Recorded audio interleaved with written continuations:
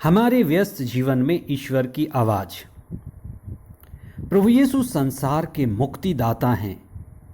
यह बात पेतरुस को बहुत अच्छी लगी, लेकिन प्रभु यीशु को महायाजकों के हवाले कर दिया जाएगा।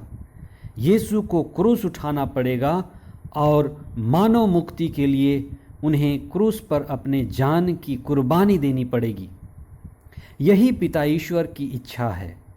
इस बात को पेतरुस नहीं समझ पाया, न ही स्वीकार कर पाया। 25वां सामान्य सप्ताह 24 सितंबर 2021 शुक्रवार। पहला पाठ नबी हागाय का ग्रंथ अध्याय 2 पद संख्याएं 1 से 9 तक और संत लूकस का सुसमाचार अध्याय 9 पद संख्याएं 18 से 22 तक। मुक्ति के मार्ग पर चलने के लिए आध्यात्मिकता की अति आवश्यकता है।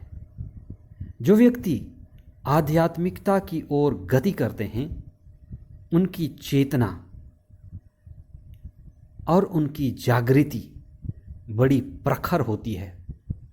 आध्यात्मिकता के मार्ग में चलने का अर्थ है आत्मा और चेतना में जागे हुए होना, यानी वह व्यक्ति जो अंदर से जागा है, जो अंदर से चेतनशील है, वही आध्यात्मिकता की ओर गति कर रहा है।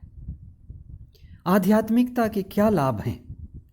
सबसे पहली बात तो यह कि जो व्यक्ति आध्यात्मिक मार्ग में चल रहा है, उसको अपनी असली पहचान होने लगती है कि वह शरीर नहीं है, शरीर के आगे है।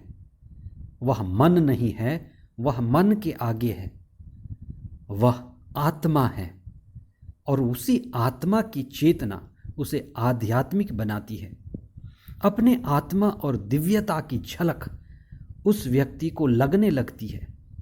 धर्मशास्त्रों में लिखे गए वचन महत्वपूर्ण, जीवनदायी और बड़े सार्थक लगने लगते हैं। शरीर और मन के आगे आत्मा के स्तर में ईश्वरीय प्रेम और आत्मा का आनंद मिलने लगता है। खुद के प्रति हमारी दृष्टि और दृष्टिकोण बदलती है और यह दृष्टिकोण बदलकर सांसारिकता से आत्मिक दृष्टिकोण हो जाती है। हमारी सांसारिक दृष्टि बदलकर आध्यात्मिक होने लगती है। प्रभु यीशु के चेलों के जीवन में भी यही आध्यात्मिक घटना घटी। ईसा के साथ रहते हुए, ईसा के दिव्य वचन को सुनते हुए, आज के सुसमाचार में जैसे हम पढ़ते हैं, ईसा शिष्यों के साथ प्रार्थना कर रहे थे। वे पवित्र आत्मा और ईश्वर की उपस्थिति का अनुभव कर रहे थे।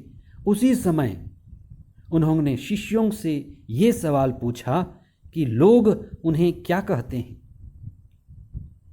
वे ईसा के बारे में क्या सोचते हैं, लोगों की समझ क्या है। इस्राएल में नबी परंपरा थी, अतः वे समझते थे कि ईसा नबियों में से कोई एक हैं। तत्काल ही यूहन्ना बपतिस्ता का सिर काटा गया था। अतः ताजी खबर के अनुसार उन्होंने अनुमान लगाया कि वे जी उठे हुए यूहन्ना बपतिस्ता हैं या दूसरे यूहन्ना बपतिस्ता हैं।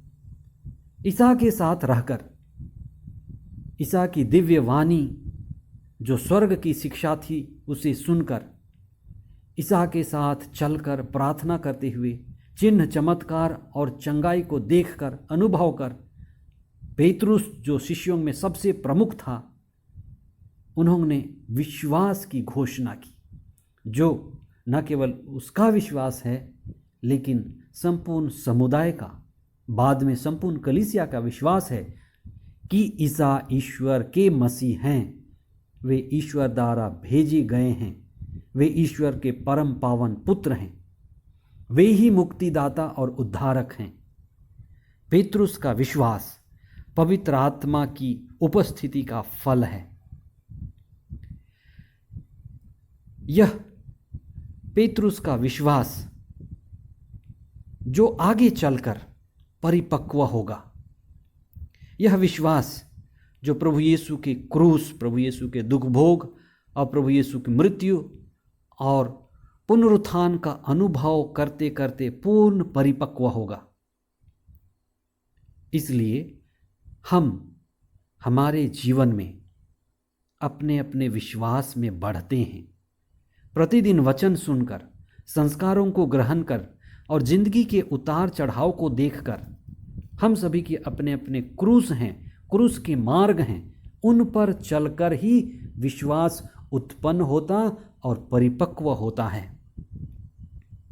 यीशु संसार के मुक्तिदाता हैं, यह बात पेतरुस को बहुत अच्छी लगी, लेकिन प्रभु यीशु को महायाजकों के हवाले होना पड़ेगा, यीशु को क्रूस उठाना है और मानव मुक्ति के लिए अपने जान की कुर्बानी देनी है, और यही पिता ईश्वर की इच्छा है। इस बात को पेतरुस नहीं समझ पाए, स्वीकार नहीं कर पाए और अपने अंदर पचा नहीं पाए। आगे समय आने पर पेतरुस प्रभु यीशु के दुख भोग, मृत्यु और पुनरुत्थान के बलिदान के प्रत्यक्ष साक्षी बनेंगे और पुनर्जीवित प्रभु यीशु को पाकर हकीकत में यह अनुभव करेंगे कि प्रभु यीशु संसार के मुक्तिदाता हैं। लेकिन मुक्ति क्रूस, दुख भोग और मृत्यु के कब्र के मार्ग से होकर गुजरती है। इसलिए हमें अपने जीवन में यह सीखना है कि जो प्रभु यीशु के जीवन में हुआ हमारे जीवन में भी होगा। हमारे मुक्ति का मार्ग भी हम सभी के अपने अपने क्रूस, दुख भोग और इसके रहस्य से होकर गुजरेंगे। इसलिए हम भी ये प्रार्थना करें कि हम प्रभु यीशु के क्रूस के द्वारा अपने अपने जीवन के क्रूस के रहस्य को समझ पाएं, अनुभव कर पाएं और दुख परेशानियों में धैर्य रहें और मुक्ति के मार्ग पर बढ़ें। आज के पहले पाठ में नबी हागाय लोगों को प्रभु के मंदिर के पुनः निर्माण के लिए आह्वान करते हैं। नबी के द्वारा ईश्वर नेताओं और पुरोहितों को स्पष्ट आदेश देते हैं कि उन्हें प्रभु के मंदिर का नवनिर्माण करना है। वे अपने मन और अपने विचारों को मजबूत करें। ईश्वर का घर, जो प्रार्थना का घर है, उसे भव्य आकृति दें। ईश्वर वचन देता है कि आने वाले समय में बहुत से राष्ट्रों के लोग, अन्य विश्वासी भी प्रभु की उपस्थिति की खोज में यरूशलेम के मंदिर में आएंगे।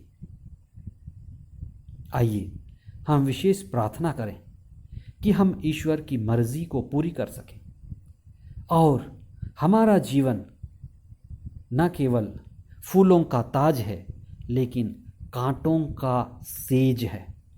हम सभी के जीवन में अपने अपने क्रूस हैं और उस क्रूस के द्वारा ईश्वर अपनी योजनाओं को हम पर पूरी करता है। हम प्रार्थना करें, हे प्रभु हमें पवित्र आत्मा प्रदान कर कि हम खुद को और आपको पहचान सकें। आपकी शिक्षा जो क्रूस की शिक्षा है उसके रहस्य को हम समझ पाएं और अब खुद को, परिवार को, समुदाय को प्रोत्साहित करें।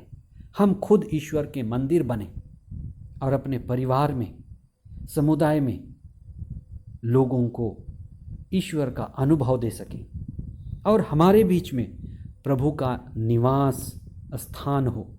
ये प्रार्थना हम करते हैं हमारे प्रभु ख्रिस्त के द्वारा। आमीन।